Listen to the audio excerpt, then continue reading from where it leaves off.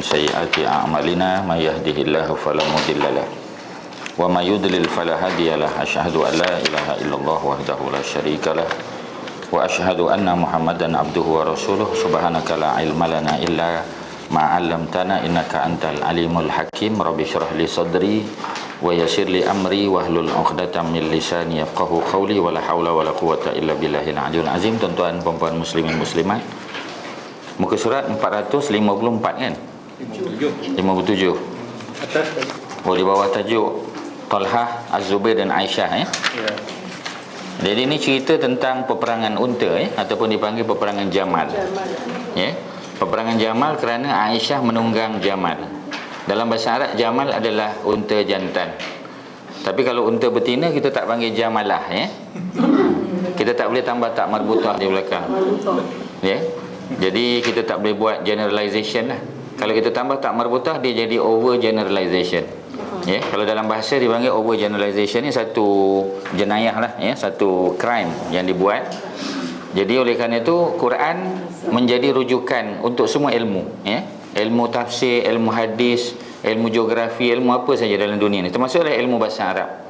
Jadi oleh kerana Quran menggunakan istilah naqah ya, naqah untuk unta betina yang Allah jadikan sebagai mukjizat lah ya pada zaman Nabi Saleh. Naqah ya, di banyak tempat lah ya, beberapa tempat dalam Quran Allah guna naqah. Jadi naqah itulah yang kita ambil sebagai istilah untuk unta betina ya. Jadi kita dah tahu dah dalam peperangan ini sudah tentulah Aisyah naik unta jantan. Kerana peperangan tu dipanggil peperangan Jamal, bukan peperangan naqah ya. Jadi berdasar kepada istilah tu pun kita dah boleh agak dah. Seperti mana kita menentukan nama-nama Nabi. Daripada 25 Nabi, macam mana kita nak tahu 25 tu yang mana satu Arab, yang mana satu non-Arab. Non-Arab dalam istilah Arab dipanggil sebagai ajam ya, ajam. Kalau Arab maknanya Arab lah. Tapi kalau ajam makna non-Arab ya. Jadi kebanyakan Nabi semuanya ajam, melainkan 3 yang dipastikan ya, yakni Nabi Hud, Nabi Saleh dan juga Nabi Muhammad sallallahu alaihi wasallam. Ni 3. Macam mana cara kita nak tentukan? Dengan membunyikan tanwin. Macam Muhammad kan, kita boleh baca 3 versi Muhammadun, Muhammadan, Muhammadin. Itu confirm Arab. Sebab kalau non-Arab kita tak boleh bunyikan macam tu. Macam Maryam, Maryam bukan Arab ya. Kalau orang tanya kita apa makna Maryam, kita tak boleh bagi tahu. Sebab Maryam bukan bahasa Arab ya. Jadi Hud sama Nabi Hud ya, Hudun, Hudan, Hudin. Yang kita sebut dalam tajwid tu sebagai tanwin lah. Kita boleh tanwinkan dia ya. Kemudian Soleh pun boleh, Solihun, Solihan, Solihin. Ini menunjukkan 3-3 ni dari segi bahasa pun sudah menepati ciri-ciri nama Arab. Kemudian kedudukan dia ya, lokasi dari segi geografi. Nabi Hud berada di Yaman. Yaman memang tanah Arab ya. Nabi Muhammad sallallahu alaihi wasallam tu confirm lah jazirah Arab. Nabi Saleh berada di utara Madinah ya. Jadi maksudnya dari segi lokasi geografi kita boleh confirmkan memang Arab. Yang khilaf ataupun diperselisihkan oleh para ulama ialah Nabi Syuaib saja. Nabi Syuaib, kerana Nabi Syuaib pun boleh tanwin, Syuaibun, Syuaiban, Syuaibin. Tetapi dari segi lokasi boleh juga. Kerana dulu masa tak pernah pergi Jordan, tak pernah pergi Palestin ya, dulu-dululah. Saya memang cenderung mengatakan Syuaib tu adalah Nabi Arab. Ya. Tapi setelah kita pergi, kita tengok, kita kata dia duduk di satu tempat di Jordan. Jordan tu negeri Syam. Ya, Jordan tidak dianggap negara Arab. Sekarang ni memanglah negara Arab. Tapi dulu ya, ribuan tahun dahulu Amman itu bukan sebahagian daripada negara Arab. Tapi bila buat kajian, baca-baca balik, tanya orang tempatan ya, tanyalah ustaz-ustaz sana, dia kata sebenarnya Nabi Syuaib ni bukan asal daripada Amman, dia asal daripada bawah lagi. Ya. Dekat dengan satu teluk, dia panggil Teluk Aqabah ya. Kalau kita tengok peta Jordan tu, Laut Merah tu dia ke utara ya. Ada satu tempat kita panggil rekreasi lah ya, tempat yang sangat cantik tepi pantai, dia panggil Aqabah, dia panggil. Boleh Google Map saja tengok. Aqabah tu tempat paling dekat dengan Laut Merah ya, negara Jordan dekat dengan Laut Merah. Jadi katanya dia daripada situ. Kalau daripada situ ada kemungkinan juga dia ni Arab. Tapi bila baca buku Ibnu Katsir ya, Qasasul Anbiya, Al-Bidayah wa Nihayah dan sebagainya, dia kata bukan, ya, kerana Syuaib ni daripada keturunan Nabi Yaqub. Nabi Yaqub ada 12 anak, salah satu anak dia tu ialah Lawi, ya. Daripada Lawi ataupun Lewi itulah lahirnya Nabi Allah Musa, Nabi Harun dan juga Nabi Syuaib. Jadi buat masa ni kita terima 3 sajalah, ya, Nabi Arab. Itu cerita dia. Itu sebagai mukadimah saya pada petang ni, ya. Jadi muka surat 457, ya. Kalau kita tengok pada kita panggil pada surah An-Nisa tu, ya, daripada atas ke? Daripada atas. Mereka yang berangkat ke? Bukan? Ya, ya. Okey. Mereka pun berangkat menuju Basrah. Ya, mereka ni siapa dia? Mereka ni adalah 3 tokoh hebat tadi. Seorang perempuan, 2 lelaki. Perempuan itu ialah Ummul Mukminin, ya, yang merupakan Ummul Mukminin yang paling senior sekali. Sebab Khadijah walaupun dia yang mula-mula kahwin dengan Rasulullah, tetapi dia hanya hidup dengan Nabi selama 10 tahun saja. Selama berapa tahun? 25 tahun, ya. Jadi maknanya masa tu belum masa penurunan Quran turun, tapi ayat-ayat yang berkaitan dengan undang-undang belum turun lagi. Pasal kita tahulah, ya, Nabi dapat wahyu umur 40. Walaupun Khadijah dah kahwin dengan Nabi sejak Nabi umur 25, tapi penurunan wahyu tu hanya berlaku sempat 10 tahun je dengan Khadijah tadi, ya. Kerana ketika Khadijah meninggal Nabi umur 50. Nabi dapat wahyu umur 40. Masa Khadijah meninggal Nabi umur 50. Maknanya sempat 10 tahun. The first 10 years tu hanya kebanyakannya cerita-cerita tentang akidah. Kerana memang Al-Quran adalah kitab akidah, ya, walaupun dalam Quran ni ada undang-undang, ada solat, puasa, zakat, haji, ya, tentang jihad, tentang ekonomi dan sebagainya, memang betul dalam Quran ada. Tetapi fokus Al-Quran sebenarnya bukan cerita-cerita ni. Fokus Al-Quran adalah akidah, ya. Cuba kita tengok cerita-cerita Nabi terdahulu, ya. Maknanya cerita Nabi Nuh, cerita banjir, ya, cerita orang yang mendustai dia. Cerita Nabi Hud, kisah pendustaan kaum Ad, ya. Kemudian Allah datangkan rihan sorsoro, Allah datangkan angin puting beliung yang sangat kuat, ya, yang kita kata kalau dia pergi ke satu kawasan ladang tamar, ya, ladang tamar, pokok tamar tu terjabut. Sebab Allah kata tanzi'un nas, bila angin tu datang dia cabut manusia yang berjalan atas ni. Cuba kita tengok hurricane, kan, bila dia datang, ya, orang semua tercampak, lembu, ya, kereta pun tercampak, ya. Tanzi'un nas ka'annahum, seolah-olah mereka ini a'jazun nakhlin, seperti batang-batang pokok tamar, ya, pokok nakhal, pokok palma yang munqair, yang tercabut daripada dia punya mana akar pun tercabut. Cuba kita bayang pokok kelapa sawit, kalau di Malaysia kelapa sawit lah, pokok palma ni kelapa sawit lah, kan, sebab kita tak ada pokok tamar di Malaysia. Bila angin tu datang dengan akar-akar tercabut, cuba kita bayang, ya. Dan bila kita panggil angin ni dipanggil rihan sorsoro, ya. Dalam Quran ada 3 tempat Allah sebut, ya, 3 tempat Allah sebut dipanggil rih tu angin lah, ya, rih tu adalah angin. Rihan sorsoro, namanya sorsor, nama pun tak sedap, ya. Dia panggil rih, ya, rih, ya. Rihun, rih ni angin lah, ya, sorsor, ya, sorsoro. Jadi kalau dalam Quran tu, ya, dalam Quran dia tulis rihan sorsoro lah, sebab dia jadi objek. Bila dia jadi objek, dia kena dibaca dengan fathah, ya.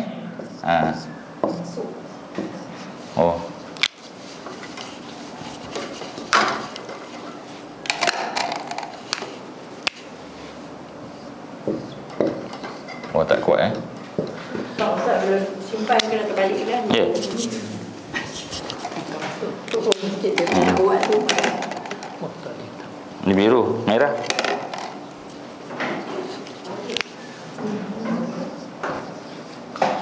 Rihan sorsoro, ya. Asalnya sorsorun lah, ya. Jadi rih ni angin, ya, angin. Sorsoro ni nama angin tu, angin yang sangat kencang, ya. Angin yang sangat kencang, kemudian sangat sejuk, ya, dan sangat bising bunyi dia, ya, bising bunyi. Ya, dalam Quran ada 3 tempat Allah sebut, antaranya dalam surah Al-Qamar lah, ya. Surah Al-Qamar tu surah 54 dalam Quran, ya. Cerita dia panjang lah, ya. Daripada ayat 9 tu ada cerita Nabi Nuh, cerita Nabi Hud dan cerita Nabi Nabi siapa? Nabi Soleh dalam wacana An-Nida pada hari Rabu baru-baru ni mungkin boleh dapatkan dia punya video ke apa tanya An-Nida lah. Saya cerita pasal wacana banjir dalam Quran, kisah Nabi Nuh dan wacana banjir dalam Quran kita bawa semua ayat-ayat Quran yang cerita tentang banjir. Jadi cerita banjir Nabi Nuh ni ada 3 surah dalam Quran ada 3, bukan 3 lah kita kata yang banyaknya 2 surah dalam Quran. Salah satunya surah Al-Qamar surah bulan. Kerana apa Allah letak cerita banjir berkaitan dalam surah yang berkait dengan bulan? Kerana memang pasang surut air laut tu dia berkait dengan bulan. Sebab tu Allah cerita banjir dalam surah bulan. Allah tak letak cerita banjir dalam surah An-Najm, surah bintang. Allah letak dalam surah bulan sebab ada kaitan antara bulan dengan pasang surut air banjir. Kemudian dalam Quran ada surah Hud. Surah Hud walaupun surahnya surah Hud, tapi ceritanya cerita banjir Nabi Nuh. Cerita Nabi Nuh yang Nabi Nuh nampak anak dia tengah nak lemas Nabi Nuh panggil, ya bunayya, wahai anak kesayangan aku walaupun anak dia ni degil. Jadi Nabi Nuh kata, irkam ma'ana naiklah kamu bersama dengan kami, wala takun minal kafirin, jangan kamu jadi di kalangan orang yang kafir. Itu saya punya wacana lah kita daripada 2 surah. Pasal apa Allah letak?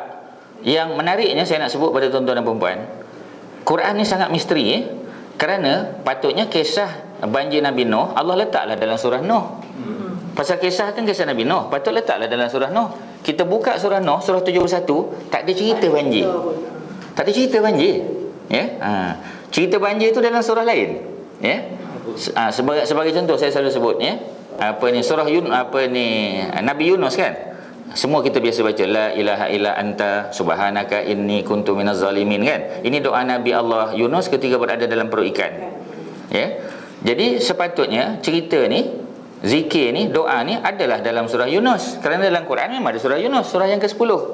Tapi cari dalam surah Yunus tak jumpa doa ni. Maknanya bukan Allah nak menyusahkan kita, tak, tapi memang style Quran macam tu. Dia letak satu-satu cerita tu dalam tema-tema dia. Sama macam Nabi Ibrahim. Tapi kita dah tahulah yang ya nar kuni bardan wa salaman ala Ibrahim kan. Itu bukan doa Nabi Nuh. Nabi Ibrahim sebenarnya itu adalah perintah Allah.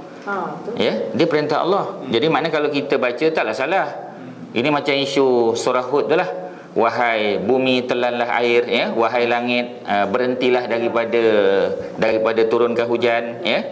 Sebenarnya itu bukan doa Nabi Allah Nuh. Itu adalah perintah Allah kepada bumi dan langit. Itu yang ada polemik dalam WhatsApp lah, dalam apa kan. Sampai orang kata siapa baca ni jatuh syirik. Jadi kita taklah setuju kata jatuh syirik kan, sebab ayat ni kan ayat Quran. Walaupun memanglah, tapi janganlah kita kata Nabi Nuh yang baca. Sebab yang dibaca oleh Nabi Nuh benda lain, macam Nabi Ibrahim tadi kan. Nabi Ibrahim dia kita panggil dia punya zikir dia zikir dia hasbunallah wa ni'mal wakil, ni'mal maula wa ni'man nasir. Tapi ayat tadi tu, wahai api sejuklah kamu, selamatlah kamu, kepada Nabi Ibrahim, itu perintah Allah. Jadi yang tu kena diceritakan. Tapi kalau kita baca Quran dan kita tengok terjemahan, kemungkinan kita akan tersilap dalam memahami. Sebab dari dulu pun orang dah sarankan macam tu. Pasal dalam masyarakat benda tu dah dalam kita punya minda ni, maklumat kita ialah ni doa Nabi Ibrahim, ini doa Nabi Nuh, ini doa Nabi Yunus kan. Orang dah biasa. Tapi kalau kita tengok tafsir memang jauh beza. Sebab itu ayat Quran tidak boleh diterjemah. Sebenarnya hukum menterjemah Quran ni, hukum terjemah Quran sebenarnya adalah haram hukum ni. Tak boleh terjemah Quran. Saya dah sebut dulu, sebenarnya belajar harfiah tu haram hukum dia. Tetapi para ulama dia review lah balik. Dia kata daripada orang tak kenal langsung, jadi sebagai temporary measure, temporary measure maknanya bolehlah belajar. Kerana Quran kita tak boleh terjemah satu-satu. Ayat Quran tu kita mesti tengok dalam hubungan dengan surah-surah yang lain. Macam kita baca, kita kata cerita cerita kaum Samud sebagai contoh, Nabi Soleh, cerita kaum Ad sebagai contoh. Kita tak boleh tengok satu surah kemudian kita buat keputusan, tak boleh. Sebab dia ada dalam surah Al-Qamar, ada dalam surah Al-Haqqah, surah 69, dia ada dalam surah-surah yang lain, Al-Fussilat dan sebagainya. Setelah kita tengok semua ayat-ayat tu, ya, kemudian letak dalam satu tema yang besar, dipanggil apa kita panggil, tafsir maudu'i dipanggil, ya, thematic interpretation, Quranic interpretation, baru kita boleh dapat macam ni cerita dia. Jadi maknanya Quran ni memang dia kena baca macam tu. Kita tak boleh fokus pada satu surah, dia kena tengok surah-surah lain, ya. Hadis sama macam tu, ya. Saya dah bagi banyak contoh lah. Okey, itu kalau saya boleh kongsi dengan tuan-tuan, ya. Rihan Sarsara, Quran sebut 3 kali dalam Quran, ya. Ada 3 kali Allah sebut tentang angin yang sangat kencang, ya, yang ditimpakan oleh Allah kepada kaum Ad, ya. Allah timpakan kepada kaum Ad, dan angin ni datang 8 hari 7 malam, ya. Package dia 8 hari 7 malam, ya. 8 hari 7 malam habis mati semualah. Sebab tu kaum Ad tak ada atas muka bumi ni, ya. Okey. Mereka berangkat menuju Basrah. Basrah adalah satu tempat di selatan Iraq, ya. Kalau kita tengok peta Iraq, Basrah berada di selatan, dekat dengan Teluk Parsi, ya, Persian Gulf. Jadi bila kita tahu Basrah ni di selatan, maknanya Basrah inilah yang mula-mula dibuka oleh tentera Saidina Umar. Ni zaman Saidina Umar, Basrah ni telah dibuka, ya. Dia jadi macam tempat transit tentera. Kerana pada masa tu apa kita panggil, ya, Parsi belum dikalahkan lagi. Jadi kalau tentera Umar pada masa tu daripada Parsi nak balik ke Madinah jauh sangat. Jadi nak kena pilih satu bandar sebagai transit, ya, bandar tentera. Jadi tempat yang dipilih adalah Basrah. Yang pertama kerana Basrah ni dekat dengan pantai, ya. Jadi bila apa-apa berlaku, kita kata apa kita panggil, ya, pantai ni mungkin boleh pergi dengan kapal ke, ya, sebagainya lah, ya, untuk minta bantuan, kita kata dekat, Dulu ya. kalau datang dengan kapal, selalunya kalau dah landing, dia orang selalu bakar kapal tu supaya tentera tak cabut lari. Yalah, cerita kapal tu cerita biasa dikaitkan dengan cerita Tariq bin Ziyad lah, ya. Tapi itu dalam peluang, ada peluang lain kita ceritalah, ya. Sebab sebenarnya cerita tu tak benar sebenarnya, ya.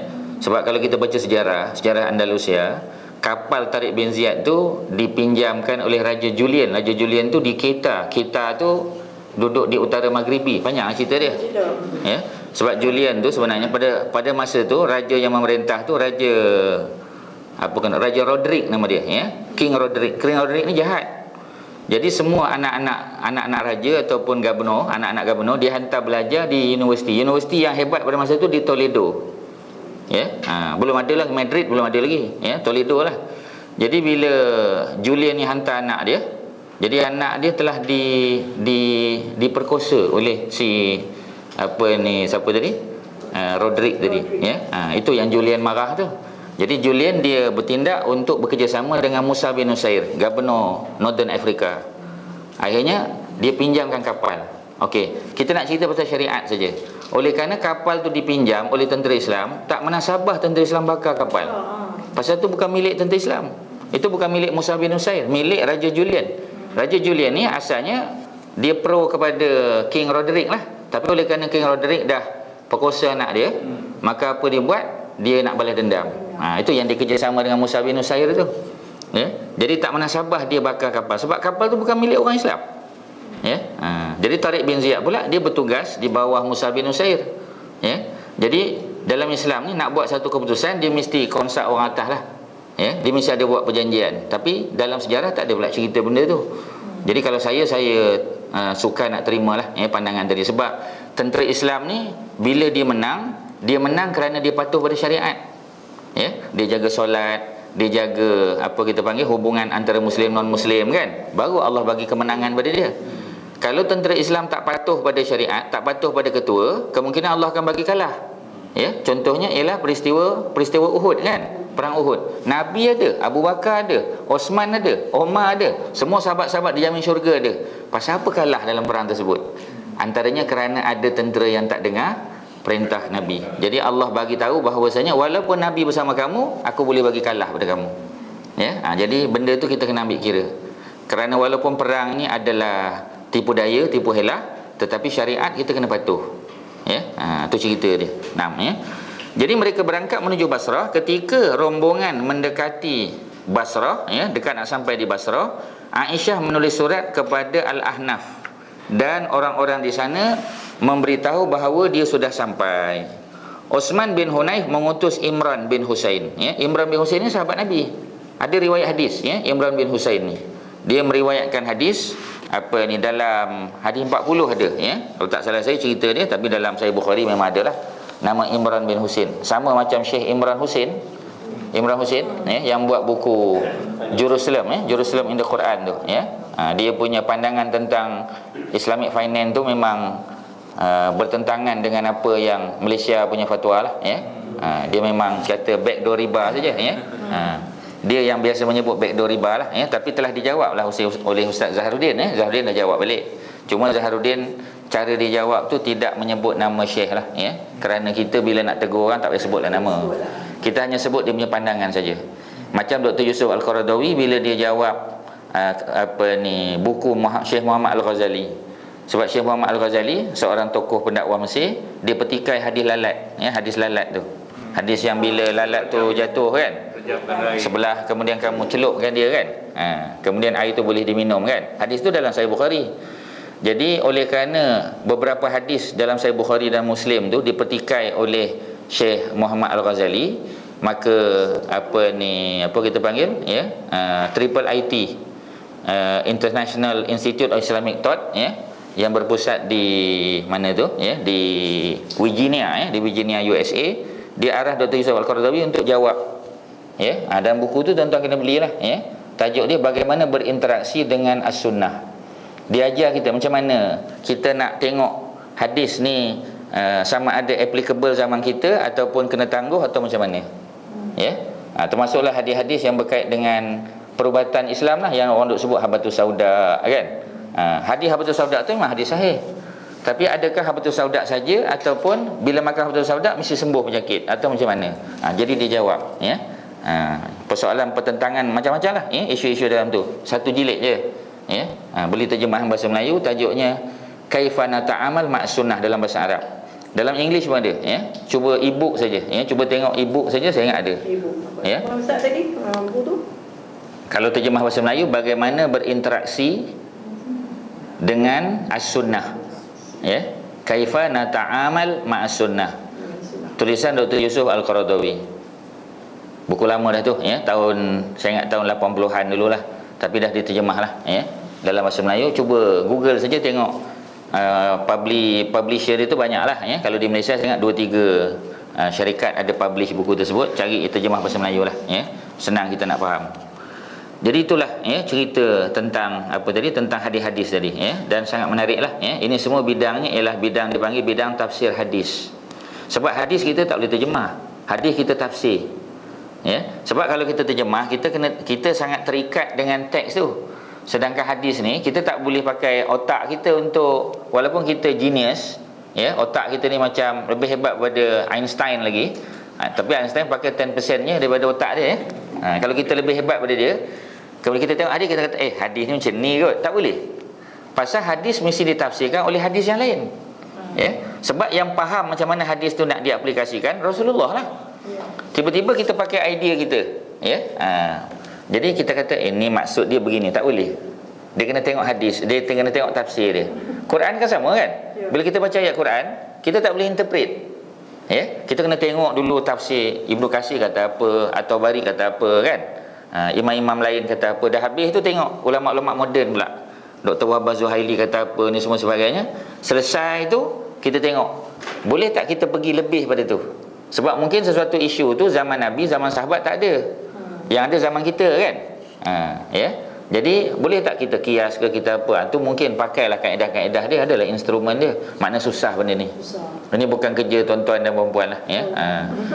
Ya. Ini bukan kerja accountant, bukan kerja mechanical engineer, ya, bukan, ya. Ni kerja para ulama lah, ya. Tu cerita dia. Okey, ya. Seterusnya apa berlaku? Jadi Imran bin Husain tadi, ya. Imran bin Husain salah seorang daripada sahabat Nabi, dan juga Abul Aswad Ad-Du'ali. Ini penting ni orang ni. Abul Aswad Ad-Du'ali dia hidup pada zaman Umar, ya, pada zaman Ali, ya, dia hidup pada zaman Ali, dan dialah yang meletakkan apa kita panggil hukum hakam bahasa Arab ni. Dan dialah katanya yang mencadangkan kepada Ali supaya diletakkan titik pada Al-Quran untuk membezakan ba dengan nun, untuk membezakan ta dengan ya. Namanya Abul Aswad Ad-Du'ali. Sekarang mengaji tajwid pun bar dengan nun selalu tukar. Tertukar ya. Sebab tu dalam qiraat kadang-kadang ada dua cara. Ya, kadang-kadang kita baca ya lamun, kadang-kadang kita boleh baca ta lamun, boleh. Boleh kita baca macam tu. Jadi itu dipanggil qiraat lah ya. Itu tak apalah, qiraat tu biar dululah ya. Itu ilmu yang tinggi. Kita faham makna Quran tu jauh lebih baik lah ya. Qiraat tu bagi orang lain lah yang mengaji ya. Jadi apa ni, kerja ustaz-ustaz lah untuk mengaji supaya bagi dia punya perbezaan. Boleh baca macam ni, boleh baca macam tu ya. Untuk menemui Aisyah ya. Jadi Osman bin Hunayf dia utusnya dua ni untuk menanyakan maksud kedatangannya. Sebenarnya Aisyah ni datang untuk apa ni? Ya. Untuk berbincang ke, untuk perang ke, untuk apa sebenarnya? Jadi tanya dulu ya. Jadi bila kedua-dua utusan tu datang bertemu dengan Aisyah, kedua-duanya mengucapkan salam. Ya, ini memang biasalah kita jumpa orang bagi salam. Ya, sebab tu bila kita bagi salam, mudah-mudahan doa kita, orang yang marah pun jadi baik. Ya, orang yang tengah marah dengan kita bagi assalamualaikum, selamat sejahtera kat atas kamu ya. Mudah-mudahan dia lega sikit, lembut balik ya. Kita doakan dia. Kemudian menanyakan maksud kedatangan. Aisyah menyampaikan kepada kedua-dua tadi, Imran dengan si Abul Aswad ni, bahawa maksud kedatangannya ialah untuk menuntut ya, untuk menuntut bela atas tumpahnya darah Osman, kematian Osman. Kerana beliau dibunuh secara zalim. Ni semua orang tahu ya. Pada bulan haram pula. Bulan haram yang dimaksudkan adalah bulan Zulhijjah lah. Zulhijjah, bulan haji. Kerana pemberontak ni pun bijak ya. Sebab orang jahat ni, mana ada orang jahat bodoh orang jahat ni, perompak dia semua bijak-bijak ya. Kalau tidak dia takkan mampu rompak bank tu ya. Kerana dia bergeliga, tapi geliga jahat lah ya. Jadi orang yang kita kata nak buat jahat, jadi dia mesti fikir, kerana apa dia ambil bulan haji? Kerana para sahabat kebanyakannya pergi Mekah kan. Bila mereka pergi Mekah, di Madinah tak ramailah sahabat ya. Jadi oleh kerana itu, itulah peluang mereka nak bunuh Sayyidina Osman. Sayyidina Osman pula tak pergi tahun tu ya, kerana keadaan sedang gawat. Jadi dia tak pergi haji pada masa tu ya. Jadi oleh kerana itu maka berlakulah pembunuhan tadi ya. Jadi beliau telah membaca firman Allah ya. Jadi dibacanya firman Allah, apa dia? Auzubillahi minasyaitonir rajim, dalam surah An-Nisa ayat 114. La khaira fi katsirin min najwahum ya. La khaira ya. Kalau kita belajar bahasa Arab, khaira ni tidak patutnya la khairun, tapi disebut la khaira, maknanya tidak ada sedikit pun kebaikan ya, tidak ada langsung kebaikan. Itu bila ubah baris tu memang telah membawa makna yang jauh berbeza ya. Tidak ada langsung kebaikan fi katsirin min najwahum, pada kebanyakan najwa. Najwa ni sama erti dengan munajat. Munajat tu ambil perkataan najwa lah ya. Jadi kalau anak kita nama najwa, maknanya munajat lah ya, maknanya munajat. Jadi munajat ni maknanya kita dengan Allah. Sebab tu bila kita doakan, kita doa slow-slow ya. Pasalkan Nabi pernah tegur sahabat ya. Nabi kata, engkau tidak bercakap dengan zat yang pekak ya, zat yang tuli. Jadi tak payahlah tinggi-tinggi angkat suara, pakai pembesar suara kan. Maknanya kita dengan Allah lah. Sebab tu bila kita berhajat dengan Allah, bila kita bangun malam ya, kita buat sendiri-sendiri lah. Kita pun merayu dengan Allah ya, kita mengadu ya, mengadu dan merayu ya, kita mengadu pada Allah. Itu dipanggil bisikan ya, dipanggil najwa ataupun munajat. Jadi kalau munajat tu bising-bising angkat suara, tu bukan munajat nama dia. Sebab ciri-ciri munajat dia berbisik ya. Dari segi bahasa pun dah tak betul lah ya. Ini panggil najwahum ya, kebanyakan bisikan mereka itu. Illa, melainkan ya, man amara bi sadaqah ya, kecuali apa disebut di sini ya, bisikan-bisikan daripada orang yang menyuruh memberi sedekah ya. Jadi maksudnya orang yang mengajak lah ya, mengajak untuk mengeluarkan sedekah, au ma'rufin, ataupun berbuat baik. Dalam bahasa Arab, ma'ruf maknanya yang dikenali. Ma'ruf ni maknanya something that is known. Itu makna ma'ruf. Tetapi orang Arab dia dah associate ma'ruf mesti benda baik. Ma'ruf mesti benda baik. Sebab tu kita diajar al-amru bil ma'ruf. Maknanya suruhlah berbuat benda yang dikenali. Benda yang dikenali itu mesti benda baik. Ya, benda yang kita kata apa ni, famous lah, ya, famous. Ya. Sebab dalam bahasa orang putih pun bila kita kata famous mesti benda baik. Ya, he is famous for apa-apa kan? Mesti benda baik. Kalau jahat kita tak kata famous. Ya, dia panggil notorious, ya. Dia istilah dia. Maknanya orang Arab pun tahu, orang putih pun tahu, ya. Jadi dalam bahasa Arab bila sebut ma'ruf mesti benda baik. Ya, sedekah, ajak orang buat benda-benda baik, ma'ruf, ya. Au islah maknanya buat baik. Islah, ya. Bukan dengan sin, ya, dengan sod. Daripada perkataan suluh, ya. Masa Nabi dan para sahabat tak boleh masuk ke Hudaibiyah, kan berlaku suluh, kan, dia panggil sulhu Hudaibiyah. Maknanya dibuat perjanjian damai antara orang Quraisy dengan orang Islam. Gencatan senjata selama 10 tahun. Cuma Nabi dan para sahabat tak boleh masuk ke Mekah buat umrah, kan, pada tahun tu. Ya, tengok balik Ar-Rahiqul Maktum. Mereka diperintah untuk datang balik tahun depan. Ya, setahun. Maknanya tahun 6 tu tak boleh buat umrah. Sebab tu tahun depan bila mereka datang, umrah tu dipanggil umratul qada, umrah qada. Maknanya umrah ni boleh qada. Haji pun boleh qada. Ya, jamaah yang kita kata nak pergi haji, kemudian dapat visa palsu, kan. Dah happy dah, ya, dah gembira dah. Sampai jadi Jeddah, pegawai immigration tahan. Dia kata ni visa palsu, tapi dia dah pakai ihram ni. Dah pakai ihram. Maknanya dia tak boleh buat haji pada tahun tu. Bila tak boleh buat haji, dia kena balik. Ya, bila dia kena balik, dia tak boleh main balik lepas tu pakai baju biasa, ya, dia kena tahallul. Itu yang Nabi buat. Ya, tahallul bukan tanggallah baju, tak boleh macam tu, ya. Tahallul ni mesti menyembelih binatang dulu. Paling kurang seekor kambing, kan. Sembelih seekor kambing, kemudian gunting rambut bagi perempuan atau bercukur bagi lelaki. Baru dia boleh tanggalkan pakaian ihram, kan. Jadi samalah. Jadi maknanya kalau mana-mana jamaah yang ditahan ataupun visa palsu, dia tahun depan tabung haji kena letak dia atas sekali, ya. Jadi itu pun salah satu cara nak pergi haji awal. Ya. Pasal tunggu lagi 20 tahun. Tapi kalau semua orang buat macam itu saya dah terfikir lama dah, ya. Ya.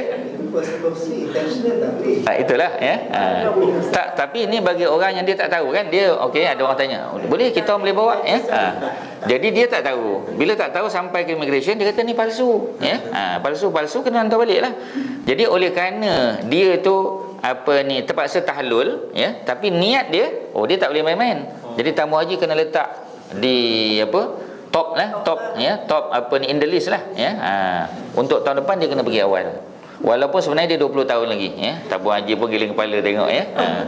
Satu keluarga boleh pergi, ya, kerana dia nak qada. Sama macam tadi.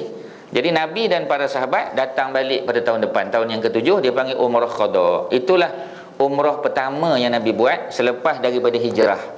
Maknanya selepas hijrah tu Nabi tak pernah balik ke Mekah. Tahun yang ke-6 tu balik. Itu yang sahabat banyak yang memberontak tu. Ya, maksudnya dari segi hati lah, ya. Pasal mereka dah border dah. Ya, mana kalau dah kira border Gua Musang lah, ya, dah nak sampai dah hantar bantuan, ya, tiba-tiba tak boleh masuk. Ataupun dia kata ini barang tak boleh letak sini je. Kami nak hantar pergi kampung, ya. Dia kata tak boleh. Ini polis dan tentera jaga. Tolong letak tepi saja. Kita pun rasa macam mana, kan? Tak seronok lah. Jadi sahabat bila Nabi suruh tahallul, sahabat tak nak buat. Itu yang Nabi masuk jumpa Ummu Salamah, kan? Sebab Nabi travel biasa memang akan bawa isteri lah. Ummu Salamah pun tanya apa hal. Ummu Salamah bagi cadangan. Pasal apa Nabi tak buat dulu? Bila Nabi buat, orang akan follow.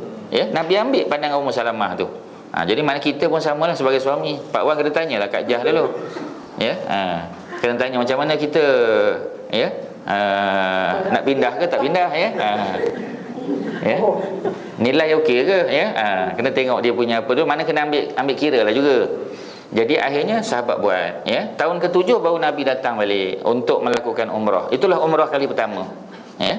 Dan Nabi buat umrah 4 kali. Itu yang pertama, ya. Okey, itu cerita yang boleh kita sebut, ya. Berkaitan dengan suluh tadi.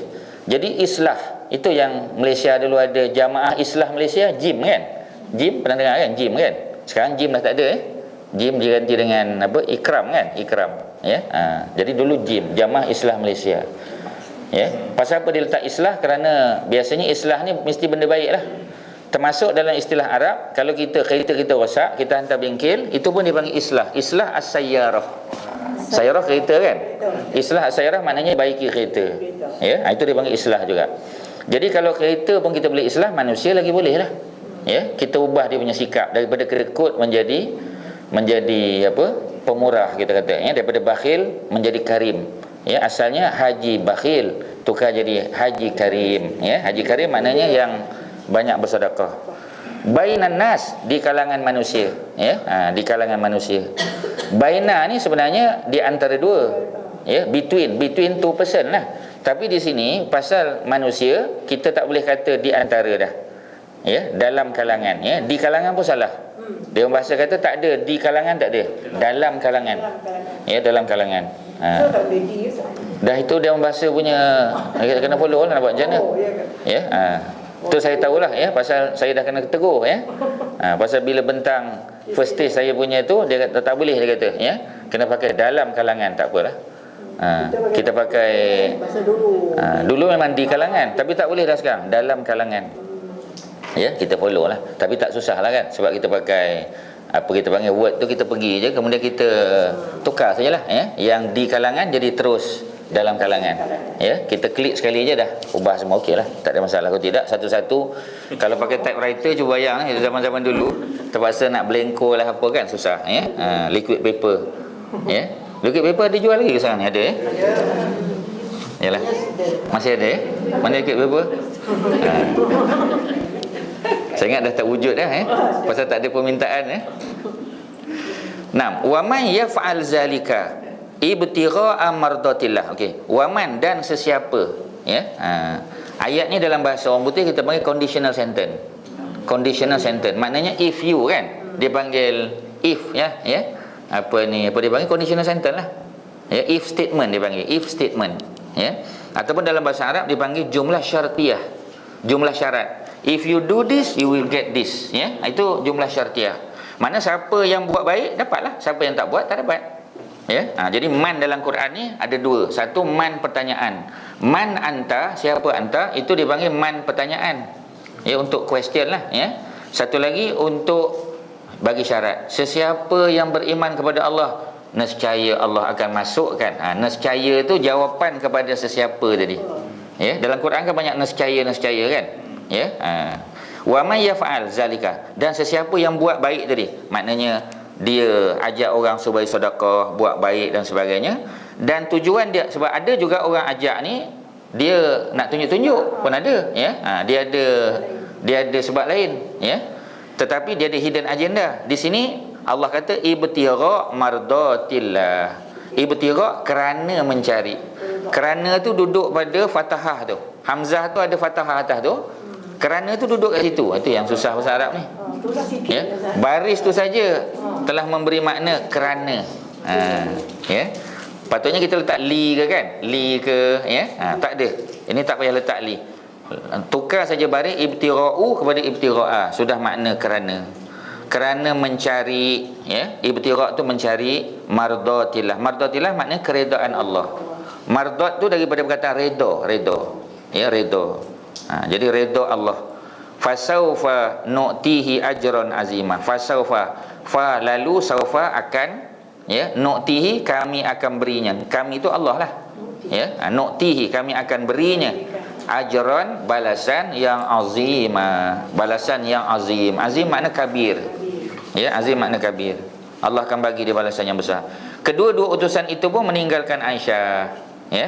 Lalu menemui Talhah dan bertanya kepadanya. Sebab Talhah bersama-sama Aisyah. Aisyah kita tahu, Aisyah dia datang, dia tidak ada mahram dah sekarang ni.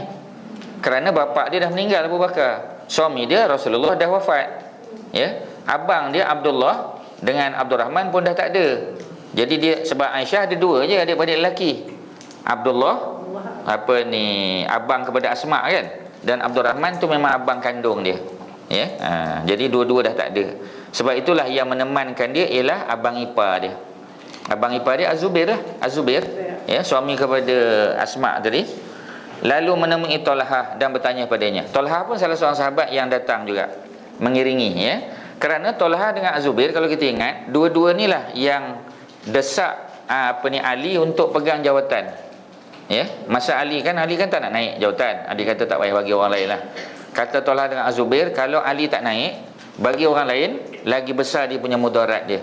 Ya, jadi untuk kaedah apa ni, the lesser of two evils kan. Jadi Ali pun pegang jawatan tu. Sebab Ali tahu dah memang jawatan ni jawatan yang akan membawa kesusahan pada dia. Ya. Sebab kita kalau jumpa fitnah kan, kalau boleh kita lari pada fitnah tu. Jangan tunggu kat situ lah, ya. Jadi Ali larikan diri, duduk rumah orang lain, tak duduk rumah dia. Dan bila dia naik sebagai khalifah, dia pindahkan apa ni pusat pemerintahan, ya, daripada Madinah ke Kufah. Ya, tukar ke sana. Kerana Madinah sudah dipenuhi oleh golongan pemberontak. Dia panggil Burat, ya, golongan Burat. Burat ni adalah salah satu daripada 7 dosa besar lah. 7 dosa besar kan, mencuri, minum arak kan, membunuh. Salah satunya ialah menderhaka kepada pemerintah yang beriman lah. Pemerintah tu beriman. Ali takkan Ali tak beriman. Dia lawan Ali. Oh, jadi burah lah. Ya, sebab tu apa kita panggil, ya, dalam peperangan Muawiyah dengan Ali, memang orang akan pro Ali lah. Pasal Ali pada masa tu masih jadi khalifah. Walaupun Muawiyah tu ada hak, dia ada hak lah, kerana Osman kan sepupu dia. Dia nak tuntut bela, tapi dia tak boleh lawan. Ya. Pasal Ali ni bukan kata masih sembahyang. Dia 10 yang dijamin syurga. Ya. Kita kata kalau orang tu masih sembahyang pun kita tak boleh lawan dia. Pemerintah kan, kita tengok oh dia sembahyang lagi, ya. Tapi kalau dia sembahyang Jumaat saja, sembahyang lain tak pergi, macam mana, ya? Tu boleh bincang lah, ya. Sembahyang Jumaat pergi, ya. Sembahyang Jumaat pergi, ya. Tapi sembahyang lain dia tak pergi, ya. Jadi apa kita panggil, dari segi Ali memang tak boleh lah. Sebab Ali ni jadi imam sembahyang berjamaah. Pasal khalifah kan jadi imam, ya. Jadi oleh kerana itu maka banyak orang perlu Ali. Memang betul pun. Sebagian besar para ulama kata Ali punya ijtihad yang betul. Bukan Ali tak nak ambil tahu tentang Osman. Osman tu kan biras dia. Kan? Osman tu biras dia. Ya. Osman tu kahwin dengan kakak Fatimah kan. Jadi oleh kerana itu Ali cuma tangguh. Sebab Ali kata prioriti sekarang ni bukan cari pembunuh. Sebab dalam peperangan kita tak boleh buat musuh, ya. Dalam perang kita kena buat baik dengan kebanyakan orang, macam Rasulullah. Rasulullah bila sampai Madinah, Rasulullah buat baik dengan Yahudi. Ya, boleh apa kerjasama kita boleh buat? MOU dengan Yahudi. Okey, ya. Buat dengan MOU dengan Yahudi. Dengan orang Arab yang berada di luar Madinah pun Nabi buat juga.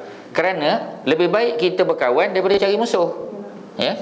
Jadi oleh kerana itu Ali melihat mengambil tindakan pada pemberontak pada masa itu tidaklah yang prioriti, ya. Kita panggil dalam, kalau baca apa, Seven Habit kan, of highly effective people kan. Maknanya apa kita panggil, apa istilahnya yang pertama, first thing first lah, ya. Maknanya buat benda yang paling prioriti lah, ya. Yang diprioritaskan oleh Ali pada masa tu ialah apa? Ialah apa ni, mengamankan negara dulu. Ya, amankan negara dulu. Lepas aman nanti barulah kita cari pembunuh. Tapi Muawiyah tak setuju. Kita pun tak boleh salahkan dia. Ya, kerana Muawiyah pun boleh berijtihad sebab dia kan penulis wahyu. Muawiyah ni. Cuma kata para ulama, ijtihad Ali yang lebih tepat. Sebab bila ijtihad boleh salah, boleh betul. Ya. Jadi ijtihad Ali yang lebih tepat. Kedua-dua utusan meninggalkan Aisyah lalu menemui Talha, bertanya padanya apa gerangan tujuan. Tanya pula Talha, menjawab menuntut bela atas Osman. Kedua-duanya berkata, bukankah engkau telah membai'ah Ali? Ya, memanglah sebab Talha dengan Az-Zubair yang mula-mula pergi desak Ali kena naik jadi khalifah. Ya, tiba-tiba sekarang ni dia datang seolah-olah macam nak lawan Ali pula. Ya, Talha menjawab, ya, di bawah ancaman pedang di leherku. Maksudnya dia pun rasa dia pun tertekan ni. Ya, dia pun berada dalam dilema ni.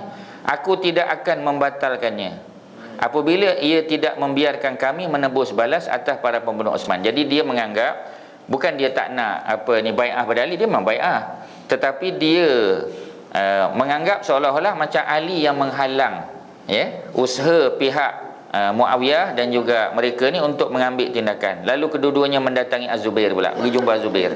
Ini 3 orang yang utamalah. Beliau pun mengucapkan seperti sama juga. Imran dan Abul Aswad balik kepada Uthman bin Hunayf lalu menyampaikan kepadanya. Uthman berkata, inna lillahi wa inna ilaihi raji'un. Kerana musibah. Ya, bila kita dengar apa-apa musibah kita sebut inna lillah. Ya. Seperti mana Safwan kan? Safwan bila kan dia terlambat dalam peperangan Bani Mustalik kan. Bila dia dalam perjalanan nak balik, tengok Aisyah ada Memang innalillah lah. Sebab ni musibah, dia tahu dah musibah lah. Orang munafik akan gunakan isu ni untuk memburukkan Nabi. Kerana mereka nak burukkan Nabi tak boleh. Mereka cari kelemahan. Kelemahannya ialah isteri Nabi lah. Ya.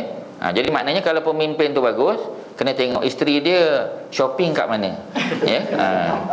Kalau isteri dia shopping di Paris ke ataupun di London dan sebagainya, memang nak jadi hal. Ya. Maksudnya isteri pemimpin, ya, dia kena jaga benda-benda macam tu. Ya, jadi kita tengok Allah shopping setiap 2 bulan pergi, setiap 2 bulan pergi beli-beli barang. Jadi susahlah macam tu, ya. Kalau setakat pergi apa kita panggil, ya, pergi di Malaysia tu munasabah lah, ya, tapi pergi luar. Jadi oleh kerana tu maka boleh timbul fitnah lah. Walaupun suami dia terbaik, ya, dia akan cari kelemahan pada isteri dia, pada anak-anak dia. Kalau tak boleh anak dia, menantu dia. Ya, dia akan buat macam tu. Pasal inilah benda yang dibuat pada Rasulullah dan para sahabat. Ya, sebab tu saya kata orang politik kena baca sirah ni, ya, especially sirah 4 khulafa Rashidin. Kalau orang politik baca jadi baik orang tu, ya, jadi baik dia. Ya, jadi itu cerita dia.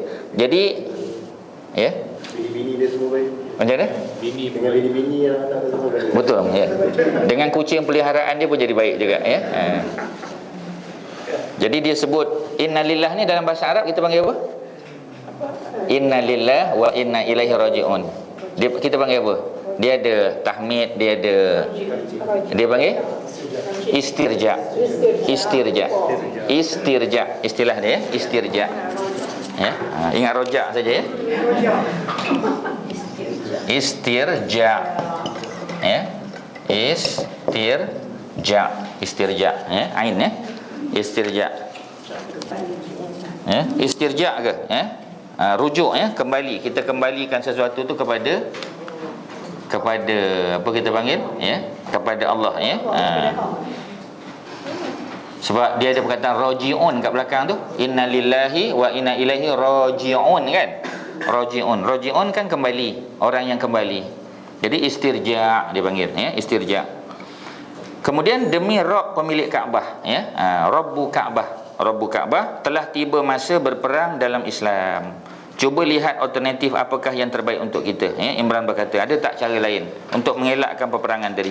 Demi Allah hal itu akan menjebak kalian dalam peperangan yang panjang. Memanglah, ya. Kemudian Osman berkata kepada Imran, beri aku saran, bagi aku cadangan. Imran berkata, hindarilah, sesungguhnya aku akan berdiam dalam rumahku atau aku akan duduk di atas untaku. Mana dia tak nak terlibat, ya. Jadi Osman berkata, aku akan menghadang mereka hingga Amirul Mukminin datang. Jadi Osman wakil pada Ali lah, ya. Dia akan halang. Ia pun menyeru kepada orang ramai supaya mengambil senjata mereka, berkumpul di masjid.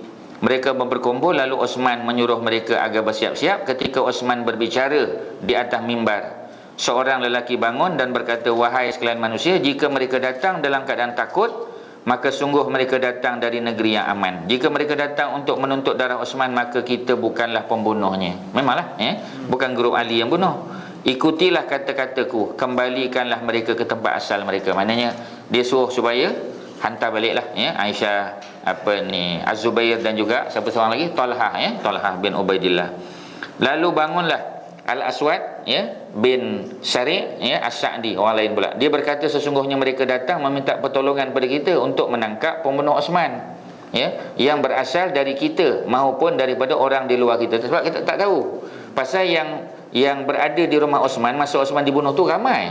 Orang Mesir ada, orang Syria ada, ya, orang Iraq ada, kita tak tahu yang mana satu, ya. Termasuk anak Abu Bakar, kan. Anak Abu Bakar yang surat palsu tu, kan, Muhammad bin Abu Bakar, dia pun ada kat situ, ya. Jadi memang isu-isu benda-benda ni lah. Tapi sayanglah benda-benda ni di sekolah dulu kita tak didedahkan, ya. Kita tak tahu cerita dia. Jadi banyak riwayat-riwayat yang mungkin kurang sahih lah, ya, yang kita tak tahu, ya. Yang itulah yang kita pegang, sebab kita tak tahu. Muhammad tu yang pegang janggut Osman tu, ya, kan? Muhammad pegang janggut Osman. Yang masa tu dia macam hampir nak bunuh, macam marah sangat. Yalah, pasal dia marah Osman tu pasal surat tadi tu, ya. Pasal surat tu pula ada cok mohor tadi. Osman kata dia tak tulis. Memang betul, memang Osman tak tulis. Tapi orang yang jumpa cok mohor tu lah, ya, cincin tu lah yang buat. Jadi kata Muhammad, serahkan Marwan bin Al-Hakam, setiausaha Sayyidina Osman, ya. Tapi kata Osman, aku takkan serahkan sebab tak ada bukti. Ya, bukti tak ada. Itu yang susah tu. Ya, bila kita bercakap tak ada bukti ni payahlah. Ya. Tapi kalau kita bawa kes tu ke mahkamah, mahkamah putuskan, kita kena akur lah. Ya. Dengan syarat maknanya proses perbicaraan tu berlaku dengan apa? Dengan adil, kita kata. Tapi kalau tak berlaku dengan adil, tu susahlah. Ya, kan demonstrasi pula kita kata, ya. Jadi itu susah tu sebenarnya. Jadi zaman Osman pun dah berlaku macam tu, zaman Ali pun dah berlaku, ya. Itu yang kita kata memang fitnah ni memang sudah bermula sejak daripada Osman dibunuh. Ya, fitnah dipanggil fitnatul kubra, ya. Fitnah yang besar ni berlaku sejak daripada pembunuhan Osman. Memang lepas tu berturut-turutlah. Ya, dia punya efek dia, domino efek dia, ya. Satu kita kata. Menyebabkan Islam hilang kekuatan dia. Ya, Islam hilang kekuatan. Patutnya orang Islam lah yang hebat sekali. Tapi orang Islam hilang kekuatan, ya. Orang pun tak minat nak masuk Islam. Ya, bila kita ajak orang masuk Islam susah. Ya, susah kita nak ajak orang masuk Islam. Bila kita kata Islam tak boleh minum arak, kita kata you tak minum. Tu yang pergi minum tu, ya, kita nak cakap apa susah. Ya. Saya ingat dulu masa belajar lah US lah, ya. Dekat US dulu. Pasal adalah 2 orang ambil management, ya. International management tu ada 2 orang Malaysia lah. Salah seorangnya Pak Cik ni lah, ya. Dengan seorang budak Kedah, ya. Tak sebut nama lah. Jadi biasalah apa ni, bila hujung semester kan, bila apa dia adalah buat dia punya macam majlis dia, ya. Kenduri doa selamat dia lah, dia ada buat, ya. Cuma tak ada tahlil aja, ya. Kenduri doa selamat, ya. Jadi dia buat di tempat-tempat macam itulah, ya. Jadi bila dia buat, pergilah juga, ya. Pergi juga, tapi kita duduklah tempat yang tak ada benda-benda tu. Dia besarlah tempat tu kan. Kita pergilah. Jadi pergi, bila orang offer minum, kita tak boleh minum, ya. Kita kata I'm a Muslim kan. Kita tak katalah I'm a good Muslim. Kita tak kata kan. Ya. I'm a Muslim kita kata kan. Muslim they don't drink kan. Tak boleh minum arak, ya. Liquor tak boleh minum, ya. Tiba-tiba ada Muhammad seorang itu yang minum. Macam mana kita nak jawab, ya? Saya jawab senang saja, ya. Saya jawab, kita kata dalam Kristian pun sama, ya. Dia ada good Kristian yang pergi yang pergi church, ada yang tak pergi, ya. Jadi kita bila cakap macam tu dia pun diam, ya. Nak buat macam mana, ya. Pasal yang kawan yang tadi tu pun memang kaki tak pergi gereja juga, ya. Pasal dalam kelas memang biasanya kalau lepas weekend hari Senin kita duduk, dia akan ceritalah, ya. What I did last week, ya. Last Sunday, semua ceritalah. Bila ada je orang cerita, dia kata I went to church, ya. Yesterday. Yang mana? Yang buta. Dia public admin. Dia buat public admin. Rashid tu public admin. Ya, ni budak lain lah, ya. Tapi orang utara jugalah, ya. Tak apalah, ya. Mudah-mudahan dia dah berubah lah balik Malaysia, ya. Jumpa isteri yang solehah, jadi baiklah mudah-mudahan, ya. Entah-entah dah jadi AJK masjid dah sekarang, ya. Ya, mudah-mudahan. Nazir masjid, ya. Tapi Nazir biasa jawatan politik, ya. AJK yang ni, ya. Okey, itu cerita dia, ya. Jadi susah kita nak cakap macam tu kerana macam tadilah, ya. Jadi apabila tak ada bukti susah, ya. Orang-orang pun sorak, ya. Tahulah Osman bahawa para pembunuh Osman memiliki pendukung di Basrah, ya. Jadi maknanya bila dah ada yang bersuara tu, rupanya ada juga grup-grup ni, ya, geng-geng ni ada. Hal itu mengendurkan semangat dia. Dah kendur dah semangat. Ummul Mukminin Aisyah tiba bersama rombongan yang menyertainya. Mereka berhenti di tempat bernama Al-Mirbat. Ya, Mirbat ni pasar, ya. Dia pasar budaya, ya. Ada nota kaki di bawah tu. Apa nota kaki dia? Satu tempat yang luas di Basrah, dulunya adalah pasar unta dulu, ya. Dipakai sebagai tempat bertukar fikiran bagi para penyair dan tempat pidato, ya. Ni dalam Mu'jam Al-Buldan. Mu'jam Al-Buldan ni buku tentang negara-negara dalam dunia ni, ya. Jadi Syekh Yaqut Hamawi dia tulis ni, tak ada terjemah lagi lah, ya. Ni dalam bahasa Arab. Mu'jam mana ensiklopedia negara-negara dalam dunia. Dia ceritalah, ya, Baghdad tu asal apa nama dia, ya. Bila dibina, ya. Bila masa hancurnya, semua detail lah, ya. Tempat-tempat ni kalau kita nak tahu, kita biasanya akan baca Mu'jam Al-Buldan lah, ya. Ni dalam library mana-mana universiti ada biasanya. Jadi Mirbat jadi macam pasar dulu dekat Mekah zaman-zaman jahiliah kan ada, ya. Pasar Zulmajas, ya. Pasar apa lagi, ada 3 pasar yang hebat, ya. Pasar-pasar tu biasanya buat pertandingan syair lah. Pertandingan syair, pertandingan gusti lah, ya. Pertandingan apa kita panggil jual-jual barang-barang, ya. Jual hamba macam-macam, ya. Termasuklah pertandingan ratu cantik apa semua ada. Ya. Ratu cantik, ratu sanggul, ratu apa semualah ya, semua ada ya zaman tu. Jadi apa ni, kalau di Iraq namanya mirbat. Ya. Jadi di Iraq namanya mirbat. Jadi bila sampai mirbat sebelah atas dekat kota Basrah ya, mana di utara, maka keluarlah penduduk Basrah yang ingin bergabung dengan Aisyah. Ada yang sokong ya. Uthman bin Hunayf keluar bersama pasukan berkumpul di mirbat. Talhah berkata beliau berada di sebelah kanan pasukan, mengajak orang ramai untuk menuntut bela atas kematian Uthman. Lalu diikuti oleh Az-Zubair. Dia mengatakan hal yang sama. Perkataan mereka berdua dibalas oleh sejumlah orang dari pasukan Uthman. Jadi bergejolaklah sekelompok orang dari kedua pasukan, lalu mereka saling melempar batu. Ya, baling batu. Kedua pasukan pun bersiap dan kembali ke pangkalan masing-masing. Sebahagian dari pasukan Uthman bin Hunayf keluar dan bergabung dengan pasukan Aisyah. Ada juga ya yang keluar. Maka jumlah mereka pun bertambah ramai. Jariyah bin Qudamah As-Sa'di datang dan berkata, wahai Ummul Mukminin, demi Allah terbunuhnya Uthman lebih ringan daripada keluarnya engkau daripada rumah engkau dengan mengendai unta ini untuk menghadapi senjata ya. Jadi ini lagi besar dia punya fitnah dia. Jika anda datang kepada kami sebagai orang yang taat, maka kembalilah ke tempat anda semula. Dia bagi nasihatlah ya. Jika anda datang kerana dipaksa, maka mintalah bantuan kepada orang ramai untuk kembali. Jadi datang ni atas kehendak dia ke atas paksaan. Jadi pecahnya perang ya. Hukaim bin Jabalah yang berada dalam pasukan Uthman memicu pecahnya perang. Dia memulakan, sementara pasukan Ummul Mukminin menahan diri ya, tak mau layan ya.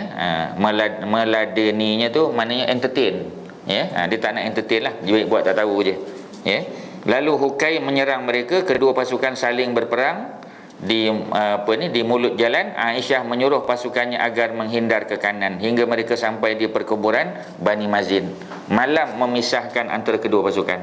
Pada hari kedua masing-masing keluar dengan tujuan berperang. Mereka pun terlibat dalam pertempuran yang sengit. Orang ramai kumpulan Uthman bin Hunayf banyak yang tewas dan banyak pula yang cedera dan luka-luka ya, daripada kedua-dua belah pihak. Setelah letih berperang, kedua-dua pasukan pun setuju berdamai. Ada gencatan senjata ya. Macam kita kata Palestin ya, Gaza dengan Israel laknatullah ni pun kita kata ada beberapa hari kan untuk hantar orang yang cedera pergi ke mana-mana ya, masuk ke sepadan Mesir ke apa. Jadi apa lagi ya, jumlah mereka lebih kurang 300 orang. Pemimpin mereka adalah Hukaim. Ia adalah salah seorang yang terlibat langsung dalam pembunuhan Uthman. Jadi di sini ya ada disebut ya, Hukaim bin Jabalah. Mereka keluar dan berperang. Salah seorang lelaki menebas kaki Hukaim sehingga putus. Hukaim merangkak lalu mengambil kakinya dan memukulkannya kepada lelaki yang telah menebasnya ya. Dahsyat. Sebelah kaki ni. Jadi Hukaim tewas dalam pertempuran tersebut bersama 70 orang yang membunuh Uthman. Jadi ada 70 orang ya. Ni geng-geng asalnya daripada grup Uthman tadi lah. Peristiwa ini terjadi pada tanggal 5 Rabiul Awal tahun yang ke-36 Hijrah ya. Dan peristiwa ini disebut sebagai Perang Jamal Sughra, maknanya mukadimah lah ya kepada Perang Jamal yang betul-betul nanti ya. Ini baru Sughra. Jadi Ali bin Abu Talib keluar daripada Madinah menuju ke Iraq. Pada saat itu Ali bin Abu Talib sedang bersiap-siap menuju negeri Syam ya. Sebab cadangnya tentang maksud Talhah dan Az-Zubair. Beliau bangkit dan berkhutbah di hadapan manusia, mengajak mereka keluar ke Iraq pula. Mula-mula nak pergi Syam. Sebahagian besar penduduk Madinah keberatan ya, tak nak ikut. Asy-Sya'bi berkata tidak ada yang ikut serta bersama Ali dalam perkara ini kecuali 6 orang sahabat yang terlibat dalam perang Badar ya. Tidak ada yang ketujuh, mana tak ramai. Ibnu Jarir At-Tabari, penulis asal kitab History of Tabari, dan ulama lainnya menyebut di antara tokoh sahabat yang pergi itu adalah Abul Haisam ya. Kemudian Abu Qatadah Al-Ansari, ini orang Ansar, orang Madinah lah. Ziyad bin Hanzalah, Khuzaimah bin Sabit. Mereka berkata ia bukanlah Khuzaimah yang bergelar pemilik 2 persaksian, bukan, kerana ia wafat pada masa Khalifah Uthman. Jadi bukan Khuzaimah bin Sabit. Ini ada cerita bila orang tanya tentang ayat terakhir surah At-Taubah ke apa, tak ingat ya. Jadi ada Khuzaimah yang mengaku ya, dia kata dia salah seorang yang mendengar ayat tersebut, ya. Kerana ayat-ayat Quran ni kadang-kadang bila Nabi sebut, tak ramai sahabat pada masa tu, ya, mungkin ada seorang dua saja. Jadi dia kata dia dengar. Ali bin Abu Talib berangkat daripada Madinah, ya, berjalan hingga tiba di Rabzah. Rabzah ni tempat yang siapa tu lah, ya, Abu Zar kena buang negeri. Ya, kita baca dulu kan Abu Zar. Dia kan kena buang negeri kerana dia mengkritik, ya, dia mengkritik Muawiyah. Kemudian dia kritiknya Sayyidina Osman. Ya, kerana bagi dia kalau kita ada satu isteri je, satu rumah saja, tak boleh ada dua rumah. Ya, kalau ada dua isteri boleh. Macam Osman dua isteri pada masa tu, satu di Mekah, satu di Madinah, jadi dia bolehlah ada dua rumah. Ya, sebab tu Osman bila pergi ke Mekah dia tak qasar solat. Kerana Mekah tu ialah rumah dia. Nabi, Abu Bakar, Umar bila sampai di Mekah, Nabi qasar solat. Ya, Nabi qasar solat. Kerana walaupun Nabi asal dari Mekah, tapi Nabi dah tak ada rumah di Mekah. Rumah Khadijah dah diambil oleh geng-geng Abu Jahal apa semualah, ya. Sebab itu rumah-rumah mereka ni telah diambil, harta mereka telah dirampas. Itu yang Nabi dibenarkan oleh Allah untuk ambil sebagai ganti rugi. Pedagang kan daripada Syam yang balik tu, Abu Sufyan, Nabi dibenarkan, ya, untuk ambil sebagai ganti rugi. Itu asalnya, tapi akhirnya jadi perang. Ya, Abu Sufyan tak berjaya melepaskan diri. Jadi itulah Rabzah, ada nota kaki di bawah, tempat persinggahan para jamaah haji daripada Iraq. Abu Zar Al-Ghifari ada kisah dia, ya, nota kaki itu. Dia bermukim dan wafat di tempat ini pada tahun 32. Ya, 32 Hijrah ni mana pada zaman Sayyidina Osman lagi lah. Ya. Dia dibuang negeri oleh Sayyidina Osman. Ya. Bukan kita kata Sayyidina Osman kejam, tidak, ya, tapi kerana Abu Zar ni di kalangan orang yang berfikiran ekstrim, ya. Dia ni ekstremis lah. Ya, ekstremis. Dah ada dah zaman tu.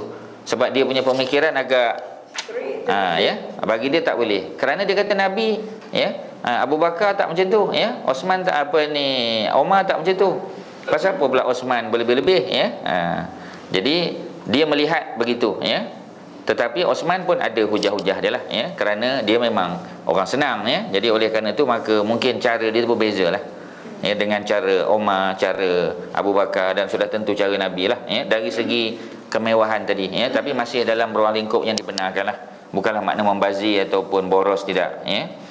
Jadi itu tempat Abu Zar tadi. Lokasinya terletak di sebelah timur Madinah, ya. Sekitar 100 mil, ya. Cuma mil tu kita tak pasti adakah mil tu merujuk kepada batu ataupun macam mana, ya. Ni pun dalam kitab Mu'jam Al-Buldan tadi, jilid yang kedua. Jadi 32 Hijrah, ya, tahun 32 Hijrah, Sayyidina Osman kena bunuh 35. Mana 3 tahun sebelum Osman terbunuh lah. Jadi sebagai wakil di Madinah, Ali menunjukkan Tamam bin Abbas, wakil di Mekah, ya. Qusam bin Abbas, ya, Qusam. Jadi Qusam bin Abbas ni adalah adik pada Sayyidina Abdullah bin Abbas. Ya, Qusam bin Abbas ni lah yang kita pergi di Samarkand tu. Ya, kalau ingat lagi Samarkand. Ingat Samarkand? Kalau tak ingat kena ambil package baru. Ya. Jadi Samarkand kita pergi. Kita pergi Samarkand ni, dia kubur dia dekat atas bukit. Dekat atas bukit, ya.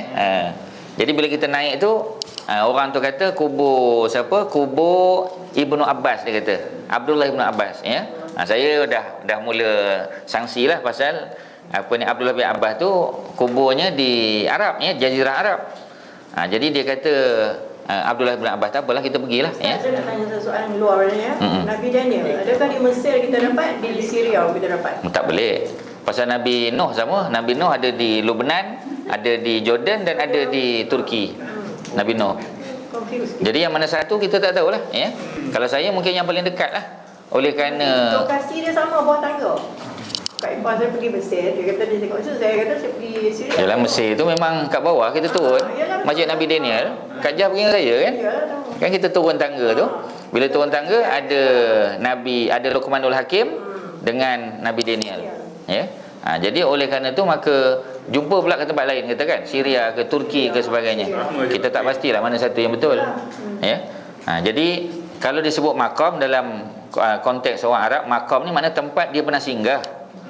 Ya, macam makam Nabi Musa di Jericho di Palestin, itu tempat dia pernah singgah. Maksudnya bukan kubur dia. Sebab orang Arab panggil kubur makbarah. Kalau makbarah atau kubur tu memang kubur. Tapi kalau sebut makam, macam makam Ibrahim di Mekah tu, Mana ada makam. Sebab tu orang Melayu ada datang, dia kata, kecilnya kubur Nabi Ibrahim, dia kata. Dia keliling tempat tu, dia kata kecilnya kubur. Bukan kubur. Itu makam. Batu yang digunakan untuk membina. Ya, ayat 127 ya, surah Al-Baqarah. Wa iz yarfa'u Ibrahimul qawa'ida minal bait wa Ismail Rabbana taqabbal minna innaka antas samiul alim. Jadi ayat 127 tu cerita Nabi Ibrahim dengan Ismail bina ataupun mengangkat semula, yarfa'u al-qawa'id ya. Makna bangunan tu dah runtuh, jadi diangkat semula. Runtuh kerana banjir Nabi Nuh lah. Zaman Nabi Nuh semua bangunan runtuh ya atas muka bumi ni. Sebab itulah kehidupan itu baru bermula ya, kerana yang naik atas kapal tu binatang pun ada ya. Dalam surah Hud tu binatang berpasangan. Kalau ada kambing jantan, ada kambing betina. Pokok pun sama. Kerana kehidupan dah habis dah. Bila mereka turun tu baru mula balik, tanam balik ya, binatang-binatang ada balik semua sebagainya. Jadi maknanya dunia dah hancur dah, habis dah ya. Yang ada orang beriman saja ya, yang naik atas kapal. Kalau kita tengok cerita apa pun sama kan, Titanic sama ya. Sebab yang naik Titanic tu orang kaya pun naik, orang miskin pun naik. Binatang pun naik Titanic ya, binatang-binatang naik, ayam pun naik. Jadi mana mungkin dia ambil daripada cerita Nabi Nuh lah tu ya. Pasal naik ya atas kapal tu. Kemudian cerita 2012 kan, yang dia tunjuk macam seolah-olah kiamat berlaku kan. Yang selamat kan yang duduk dalam kapal saja. Kemudian bila dia air tu dah surut ya, dia Afrika pula jadi tempat dia ya. Dia kata gunung yang tertinggi bukan Everest lagi. Gunung yang tertinggi dah gunung lain dah. Everest tu dah rendah dah. Ada benda lain yang jadi tinggi. Memanglah ya. Walaupun benda tu bukan, itu khayalan, tapi kalau kita nak tengok sebagai satu cerita yang boleh kita ambil pengajaran, memang boleh lah ya. Tapi ceritanya yang selamat yang duduk dalam kapal ya, kapal laut juga ya. Jadi bermula balik kehidupan sebab ada binatang dibawa dalam 2012 dalam kapal tu. Binatang-binatang dibawa ya, binatang-binatang, harimau lah apa semua sebagainya. Jadi makna cerita tu sikit sebanyak ialah pasal Bible. Dalam Bible pun cerita ya. Tengok biblical literature memang ada cerita. Jadi cerita-cerita tu dia elemen tu masuk ya, biblical element tu dimasukkan dalam cerita-cerita tadi. Jadi orang gereja, kalau orang gereja minat lah ya. Kita pun sebagai umat Islam, oleh kerana ada sedikit sebanyak persamaan, tak salah lah kalau kita tengok ya, nak ambil pengajaran. Okey ya, tu cerita dia.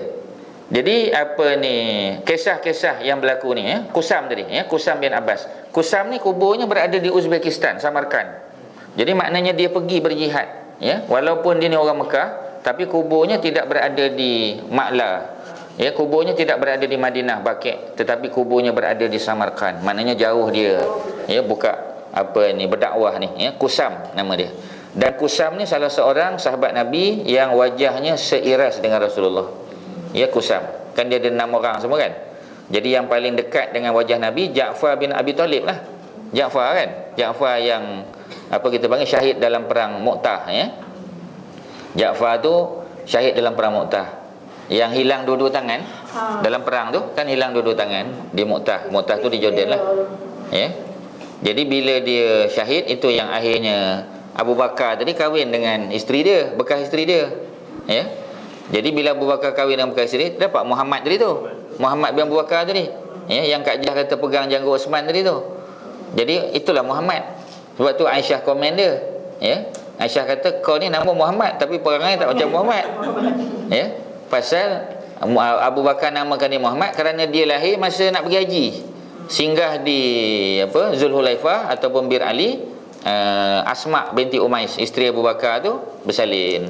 Jadi bila bersalin jadi hukum lah ya. Sebab tu bila kita baca kita tahu, rupanya orang haid dan nifas, walaupun dalam keadaan haid dan nifas, dia boleh niat ihram, boleh ya. Cuma sampai di Mekah dia tak boleh buat umrah lagi lah ya, tak boleh buat haji lagi lah, tak boleh tawaf lagi, dia kena tunggulah. Tapi maksudnya boleh ya, tak kira siapa saja nak masuk tanah suci, lelaki atau perempuan, mesti wajib dia untuk niat ihram, sama ada ihram umrah ataupun ihram haji. Mana daripada sirah tu lah kita belajar. Memanglah sebab sirah ni perjalanan hidup Nabi. Hukum hakam tu terbina daripada kehidupan baginda. Makna lagi banyak kita tahu sirah, lagi banyak kita tahu hukum hakam, lagi banyak kita kenal Islam ya. Itu dia punya sifir dia. The more you know sirah, the more you know Islam ya, sepatutnya macam tu. Okey. Jadi Kusam ya, peristiwa ini terjadi pada akhir bulan Rabiul Awal ya, Rabiul Akhir tahun 36 ya. Ali keluar dari Madinah dengan membawa 900 pasukan, ya. Jadi akhirnya ramai jugalah 900. Abdullah bin Salam. Abdullah bin Salam ni siapa dia? Biasa dengar Abdullah bin Salam ni? Ya. Dia orang asalnya dia adalah daripada Bani Nadir, ya. Daripada Bani Nadir. Dia salah seorang ulama besar Yahudi yang memeluk Islam, kan? Asalnya namanya Husain bin Salam. Tapi oleh kerana Husain tu sinonim dengan tokoh Yahudi, maka Nabi tukar nama dia, ya, sebagai Abdullah bin Salam. Jadi dia pun bertembung dengan Ali di Rabzah. Dia memegang tali kuda Ali. Wahai Amirul Mukminin, janganlah keluar daripada Madinah, ya. Jadi dia bagi nasihat. Demi Allah, jika engkau keluar daripada Madinah, engkau tidak akan kembali ke sana, dan pusat kekuasaan kaum muslimin tidak akan kembali ke sana selama-lamanya. Betul dia cakap, ya, memang. Sebab Madinah takkan jadi pusat pemerintahan lagi. Sebab bila Ali wafat, ya, pusat pemerintahan pergi ke Damaskus, ya, zaman kerajaan Bani Umayyah. Nanti bila Umayyah jatuh 132 Hijrah, pergi ke Baghdad pula, ya, kerajaan Bani Abbasiyah tu zaman Harun Ar-Rasyid dengan anak-anak dia. Lepas pada tu pergi ke Mesir pula, Fatimiyah. Kemudian nanti akhirnya baru pergi ke Konstantinopel, Istanbul, ya, kerana kita panggil kerajaan Turki Osmaniyah pula. Jadi mana ada balik ke Madinah, betul, ya. Akhir zaman besok bila Nabi Isa AS, pusat pemerintahan pun bukan di Mekah Madinah, di Baitul Maqdis, ya, di Baitul Maqdis. Jadi kata Abdullah bin Salam tu betul, ya. Sebahagian anggota pasukan mencelanya. Ali berkata biarkan dia, ya. Jadi ada yang komen lah pada Abdullah bin Salam, ya. Dia adalah sebaik-baik orang daripada kalangan sahabat Nabi, memang, ya. Dia ni seorang yang alim. Al-Hasan bin Ali, ni anak Ali yang sulung, dia datang pada ayahnya dan berkata, aku telah melarangmu, namun kamu tidak menurutinya. Kamu akan terbunuh esok secara sia-sia tanpa ada seorang pun yang membelamu. Ini anak dia cakap. Ali berkata kepada puteranya, engkau masih saja merengek kepadaku seperti anak kecil, ya. Aku dulu makan garam, ya. Apa laranganmu yang telah aku langgar, ya. Al-Hasan berkata, bukankah aku telah menyarankan kepadamu sebelum terbunuhnya Osman agar keluar daripada Madinah? Maknanya masa tengah sibuk-sibuk tu patutnya Ali keluar daripada Madinah supaya orang tak boleh tuduh dia, supaya Osman tidak terbunuh sementara engkau berada di dalamnya sehingga orang membicarakan, ya. Bukankah aku telah menyarankan agar jangan bai'ah orang ramai setelah terbunuhnya Osman, sebelum wakil daripada setiap daerah datang kepadamu untuk berbai'ah. Jadi maknanya jangan terburu-buru lah, ya. Biar wakil daripada luar lah, ya, daripada Mesir, daripada Iraq, daripada negeri Syam datang.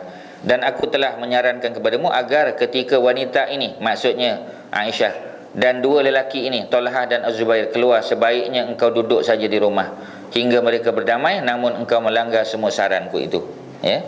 Kemudian last itu kalau kita boleh sebut, Ali pun berkata kepadanya, adapun saranmu agar aku harus keluar dari Madinah sebelum Osman terbunuh, maka sesungguhnya kita pun dalam keadaan terkepung sebagaimana halnya.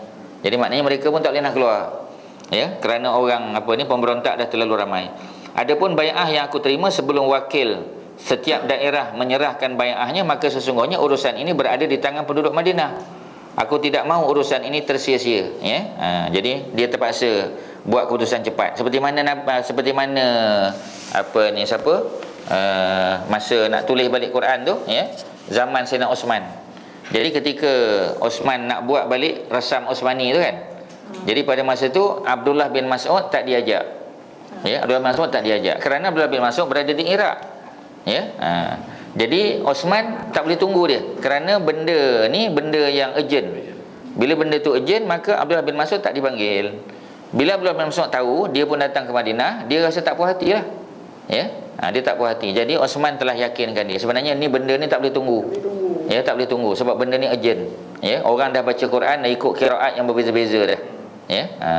Jadi oleh kerana tu akhirnya Abdullah bin Mas'ud setuju. Ya, dia pun serahkan dia punya kopi dia tu, personal kopi di inilah, ya, dimusnahkan. Ya. Sebagian kata dibakar lah. Ya. Jadi maknanya semua di standardizekan mengikut rasam Osmani tadi, ya. Yang ada berapa kopi semua? Ditulis berapa kopi? 6. Ya, 7 kopi. 7 kopi, ya. Di Mekah, di Madinah, ada dalam ni juga. Ni semua cerita ni cerita dalam kitab ni. Ya. Saya cuma cetus-cetuskan balik, ya.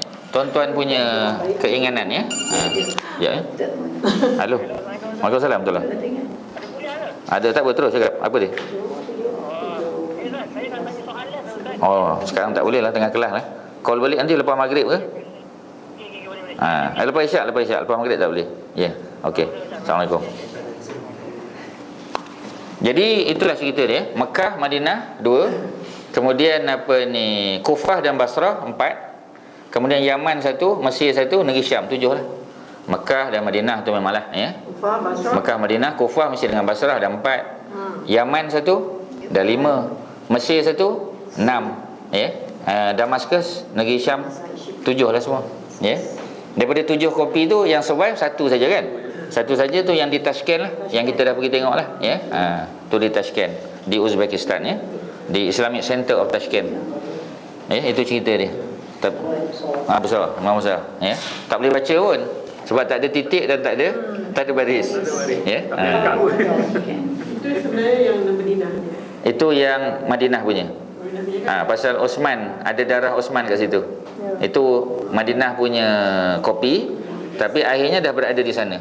Ya, di Madinah pun tak ada kopi yang itu yang paling lama lah. Ya, Quran yang paling lama. Yang ditulis pada zaman Sayyidina Osman. 6 lagi kita tak tahu kat mana ya, tapi dah tak ada lah, mungkin dah hilang ke kita tak tahu ya. Jadi bai'ah yang diterima sebelum Waqif sudah. Adapun aku duduk saja di rumah, sesungguhnya mereka telah pergi ke tempat tujuan mereka. Apakah engkau menghendaki aku seperti anjing hutan yang terkepung ya? Merayaplah bukan di sini hingga ia melepaskan tumit kakinya lalu melarikan diri. Ini dia punya alasan ya. Setelah mendengar apa yang dilakukan oleh mereka di Basrah, Ali menulis surat kepada penduduk Kufah, mengutus Muhammad bin Abu Bakar. Tadilah Muhammad bin Abu Bakar, anak Abu Bakar, dan Muhammad bin Ja'far ya. Jadi Muhammad bin Ja'far, anak daripada Ja'far, dia ni adik-beradik tiri lah ni. Dua-dua Muhammad bin Abu Bakar, anak Abu Bakar. Muhammad bin Ja'far ini anak daripada Ja'far bin Abi Talib ya. Jadi maknanya anak tiri kepada Abu Bakar ya. Tapi mak sama. Mak dia Asma binti Umais ya. Sesungguhnya aku telah memilih kalian dari penduduk negeri lain. Aku sangat terkejut mendengar peristiwa yang terjadi. Jadilah kalian penolong dan pembela agama Allah ya. Kunu hawarin kunu ansarullah ya. Hawariyun maknanya seperti mana pengikut pendukung ya agama Nabi Isa. Bergabunglah bersama kami, sesungguhnya kami hanya menghendaki perdamaian agar umat ini kembali bersatu dan saling bersaudara. Kedua utusan ini pun berangkat, lalu Ali mengirim utusan ke Madinah agar mengambil senjata dan kenderaan yang diperlukan ya. Jadi itulah ya yang boleh kita sebut pada hari ini. Ada apa-apa soalan silakan. Ada apa-apa? Tak ada ya? Jadi apa ni, Pak Wan macam mana akan datang lagi? Boleh datang lagi? Bulan depan ada lagi. Masih ada lagi? Oh, dah Kak Jah suruh sebulan lagi. Oh, dah konsult Kak Jah tadi Oh, ada lagi. Jadi tak apalah, kalau ada tu kita sempat habiskan dulu ke macam mana ya? 14 hari bulan, 28 hari bulan, 2. 28 tu tak ada lah. 28 tu ada apa kita panggil Islamic Book Fair di Jakarta. Saya pergi Jakarta. Islamic Book Fair di Jakarta. Ya? Tak selalu, tapi dah ada orang ajak, ada orang bayar tiket, ada orang bagi hotel apa semua. Tugas saya membawa dia saja, membawa dia untuk ke situ. Boleh, tak ada hal ya. Tapi dekat Dewan apa?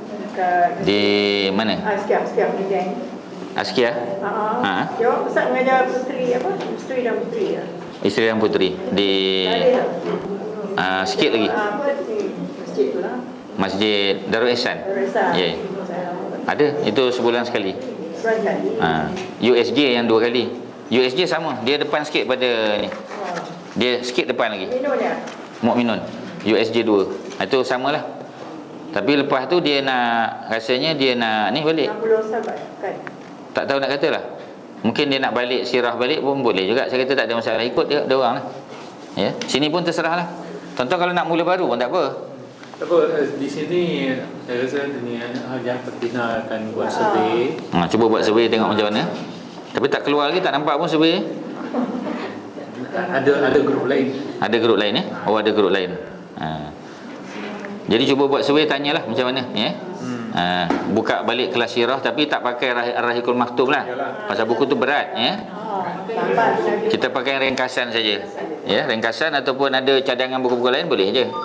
Buku sirah yang baru boleh je. Dulu saya kan 60 sahabat 60 sahabat tu nanti orang yang tak kenal Nabi, tak kenal Abu Bakar, Umar, Osman, Ali, tiba-tiba belajar yang tu susah nanti dia. Pasal saya akan keep quoting benda-benda yang lain-lain, nanti dia tak tahu. Jadi baik baca balik kitab sirah Nabi tu, sirah Nabawiyah. Saya ingat tu lebih relevan lah. Pasal sekarang ni kalau kita pergi sahabat, nanti orang akan makin jauh. Dia terasa jauh sangat. Bagi orang yang dah biasa ikut tak apa. Jadi cubalah buat survey, tengok macam mana. Kalau kata nak mula baru pun boleh, tak ada hal. Sebab ni dah tak banyak ni, boleh baca sendiri ni. Dah boleh baca sendiri dah. Pasal dah berada di hujung dah. Banyak dah hujung dah. Kalau nak kata nak mula baru Februari pun boleh. Ar-Rahiqul Maktum tu berat. Sebab saya buat sekarang Ar-Rahiqul Maktum tu di rumah mak mentua Ustaz Muin kan. Memang saya ada kelas di rumah mak mentua dia. Mak Sakinah lah. Di Keramat tu memang ramai. Tapi kelas tu memang hardcore punya lah. Ditenyih, dia apa semua sebagainya, dia duduk situ juga. Dia tak ada peduli punya. Katalah macam mana pun dia macam tu juga. Itu memang hardcore tu. Memang nak mengaji. Tak ada excuse-nya. Pasal kelas tu dia pagi Ustaz Abdullah Yassin, lepas tu saya punya kelas. Jadi memang ramai lah. Sebab dia pergi sekali tu 2 kelas sekali. Kelas 2 kelas sekali. So macam tu lah. Bulan depan tinggal 1 hari je lah, 14 hari bulan lah. 14 hari bulan. 21 tu dah time cuti Raya Cina. Betul. Ia memang time cuti lah. Time cuti Raya Cina, jadi tak boleh lah. 28 dia. Follow up tak boleh kan? Weekly tak boleh kan? 14 lepas tu kita Cina ya? Cuti Raya Cina 14. Jadi 14 tu boleh lah insyaAllah. 14 tu boleh. Pasal 14 tu yalah 28 tu memang raya. Tak ada. Cuti kan? Memang cuti Raya Cina kan? Cuti Raya Cina 19. Oh 19 20. 21 tu memang ramai. Tak boleh, memang orang cuti banyak ni. Cuti kebanyakan cuti 4 hari kan. Kami cuma Sabtu Ahad cuti. Kita cuti lah. 28 tu saya tak ada. So macam itulah. 14 insya-Allah itu bergantunglah. Kalau nak teruskan pun boleh. Kalau kata nak buka baru pun tak ada hal, boleh aje. Antara buku yang boleh kita cadang, buku yang itu tu lah, ringkas tu. Walaupun nampak buku tu ringkas, tapi dia dah memadai tu. Dia very concise. Sebab saya macam Anidak pun selalu, sebab dia sebulan sekali juga. Jadi dah banyak kali tangguh. Lepas tu macam wacana pun kadang-kadang bila ada saya macam last week bagi wacana pasal banjir apa semua kan. Boleh je, tak ada masalah. Sebab tuan-tuan bukan pergi sana pun. Kan? Orang Bukit Jelutong tak pergi sana. Jadi bila tak pergi sana, kalau kita mula sini pun tak ada hal. Dia takkan redundant lah. Saya buat buku tu di Masjid Negeri. Hari sama macam ni, hari yang sama, masa yang sama. Terserahlah. Sekarang ni kalau ada yang cadangkan pasal malam selalu Ustaz dia dengan masjid kan. Surau kan. Saya boleh je. Tapi cadanglah. Kok masa ada cadangan masa tu boleh je bagi. Kita cuba ejah lah macam mana. Okey. Kalau saya nak serahkan. Boleh bagi cadangan lah. Cuba tanyalah waktu yang paling sesuai untuk orang sini bila sebaik. Tapi bagi saya kalau hari bekerja lagi ni kan, lagi kurang orang hari bekerja. Orang kerja. Sebab orang bekerja. Hari kerja malam je, tapi malam Ustaz tak boleh. biasanya Boleh kata saya tak boleh lah. Hampir tak boleh lah. hampir tak boleh. Hampir mustahil lah kita kata. Macam mana? Masa ni Kalau malam tak boleh ni je lah mas. Tak apalah, mana lah. Tapi cuba survey dulu lah. Sebab nanti Pak Wan dengan Kak Jah tak ada dah. Dah lagi kurang. Haji Hassan pula balik Singapura ke apa. Dia selalu pergi ziarah. Berapa orang lagi? Haji Jamil dia alternate Saturday. Jadi berapa orang je yang ada. Kalau kata tak ada, tak apalah. Kalau mungkin kita rasa dah lama nak apa? Nak tamatkan pun, yalah nak buat macam mana kan? Ya. Kita orang tengok Ustaz, kalau rajin kalau tak insya-Allah. Kalau rajin. Kalau rajin ya. Rajin. Maksudnya Yalah pasal belum pindah tu memang macam tu lah. Dia dah pindah tu lain bahasa dia nanti. Bila dah pindah tu malas lah. Malah dah ya. Tak jauh. Ikutlah macam mana pun, supaya lah. Ya. Saya ikut je. 45 minit je. Okey, sekadar tu yang boleh saya kongsi dengan tuan-tuan dan puan-puan, mudah-mudahan ada manfaat. Wassallallahu ala sayyidina Muhammadin wa ala alihi wa sahbihi wasallam. Alhamdulillahirabbil alamin. Assalamualaikum warahmatullahi wabarakatuh.